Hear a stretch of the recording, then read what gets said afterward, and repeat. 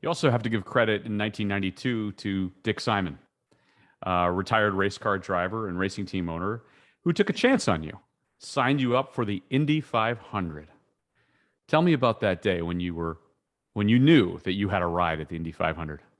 Well, it actually came in 1988. Dick gave me the opportunity to drive an IndyCar, which is all I had on my agenda to do. I wanted to know what it was like to drive a perfect race car. And he gave me that opportunity. And at the end of the day, I actually did really well. And at the end of the day, he said to me, "We can do this." He didn't say, "You can do this." He said, "We can do this." So that was the moment I went, oh my God, I have a team owner who is an IndyCar team owner who sees my talent, who believes in me.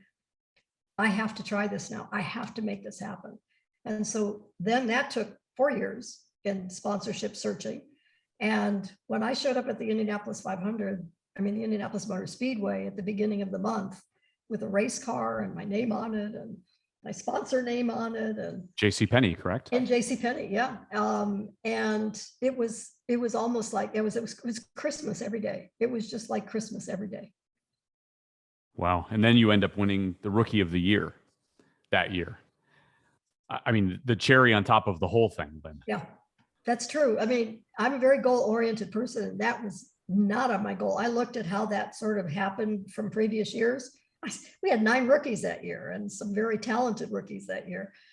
And I did have a better fortunate race than the others, but at the same time, it was a very unusual race. I still thought, there's no way they're going to pick me. There's no way. And I mean, I'm a disruptor here, and that's okay. I mean, I'm here though, and when they announced that, I was stunned. So, and I remember Dick saying, this is something that will mean a lot more to you as the years go by. I'm like, what do you mean? But boy, isn't that the truth? And you talk about the fact that you did not experience any sexism at the amateur level. Your husband and you went to races, and as an amateur, you're so busy getting your own car together. There's no time for, as you once said, no time for that.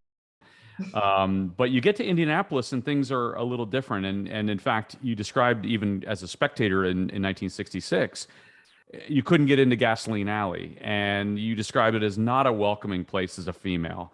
And so all of a sudden you're there as a driver, again, in a different era, pulled forward, a significant number of years. But how did you feel the reception was to you then in that very first year? It was quiet in the beginning, is the best way I can put it. It was almost like I wasn't really there. It was kind of, and that was okay with me. That's kind of the way the way I have treaded the turf is to just show up, do your job, and let your lap times, your performance speak for itself. I've never been one to pound the drum or, try to make any attention. And so what was great though, I think I'm making an assumption because no one, you guys should talk to Mario Andretti and AJ Foyt and see what they thought, because I don't know what they Yeah.